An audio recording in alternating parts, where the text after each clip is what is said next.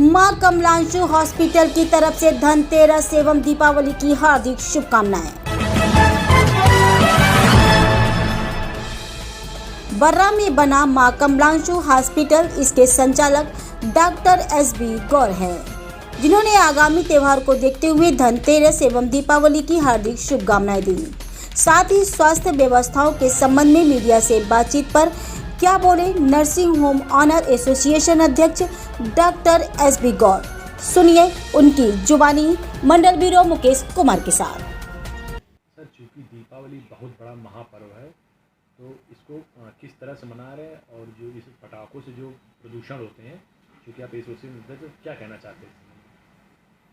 देखिए, सबसे पहले तो आपके इस चैनल के माध्यम से भारतवर्ष के समस्त लोगों को इस पावन पर्व की हृदय से बहुत बहुत शुभकामनाएं और बहुत बहुत बधाई।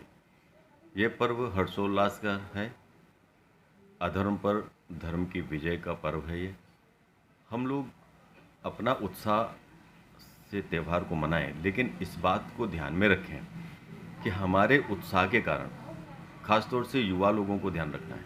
ये युवा लोगों का युग है। बढ़ता हुआ जो प्रदूषण है, ये मानव जीवन के लिए कितना खतरनाक साबित हो रहा है, ख़ासतौर से बुजुर्गों के लिए और बच्चों के लिए। लेकिन हमारे उत्साह में जब हम पटाखे चलाएं तो ये ध्यान रखें कि ये जो प्रदूषण पहले से ही इतना ज़्यादा वायुमंडल में है, कहीं वो और ज़्यादा न बढ़ जाए। अगर वो वायु प्रदूषण बढ़ता है, ज़्यादा होता है, तो समस्त जीवों के लिए खतरा पैदा हो जाएगा।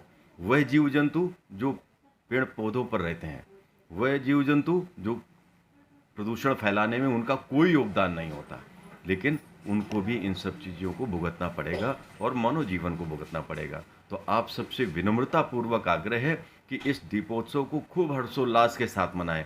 बहुत कम से कम आवाज़ वाले पटाखों को चलाएं। और एक निवेदन आपके चैनल के माध्यम से समस्त लोगों से, यदि आपके आस पास पड़ोस में कोई ऐसा व्यक्ति है जिसके घर में भोजन, मिष्ठान आदि की व्यवस्था ना हो, तो कृपया उस तक जरूर पहुंचाएं।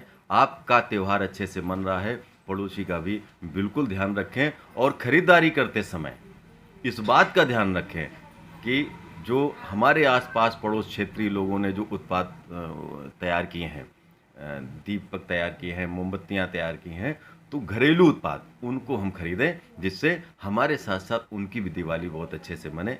बस यही शुभकामनाएं देते हुए और बहुत बहुत बधाई देता हूँ। सर, चूँकि आप एसोसिएशन के अध्यक्ष हैं, स्वास्थ्य व्यवस्था की अगर बात देखी जाए तो जिस तरह से डिप्टी सीएम ब्रजेश पाठक जी लगातार कार्रवाई कर रहे हैं, अगर कोई वीडियो वायरल होती है या कोई मरीज के साथ कोई दुर्घटना होती है कुछ भी इस तरह का, तो संबंधित के ऊपर कार्रवाई करते हैं। बहुत से हॉस्पिटल हैं जिनमें अनुभवी डॉक्टर नहीं, एमबीबीएस डॉक्टर नहीं, फिर भी वो चल रहे हैं, और बहुत से तो रजिस्ट्रेशन भी नहीं काफ़ी।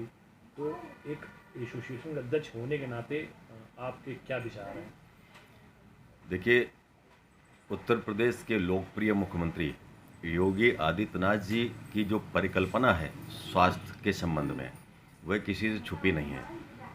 योगी आदित्यनाथ जी उत्तर प्रदेश को उत्तम प्रदेश बनाना चाहते हैं, और चाहे वो स्वास्थ्य हो, चाहे शिक्षा हो, या कुछ भी।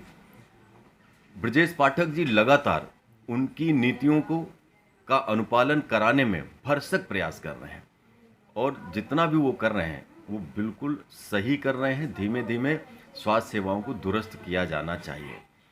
अब बात आती है कि बहुत सारे ऐसे हॉस्पिटल, जो आपका प्रश्न है, जिनके पास डॉक्टर नहीं है। अगर जिनके पास डॉक्टर नहीं है, वो हॉस्पिटलों को स्वयं ही बंद कर देना चाहिए।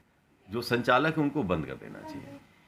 कम से कम एक डॉक्टर 24 आवर्स वहाँ पर उपस्थित रहे, जो आने वाले मरीजों को देखे, और उसके बाद उनका जो भी इलाज है समुचित रूप से उनका कराएं। और उसके बाद जो संबंधित विशेषज्ञ हैं वो आएँ, ऑन कॉल पर आएँ, उस मरीज को देखें, उनको क्या इलाज मिलना चाहिए वो इलाज मिले।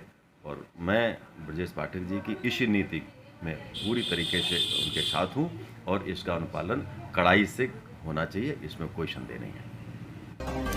देश प्रदेश की खबरों को देखने के लिए अमर न्यूज़ चैनल को लाइक, सब्सक्राइब और बेल आइकन दबाना ना भूलें।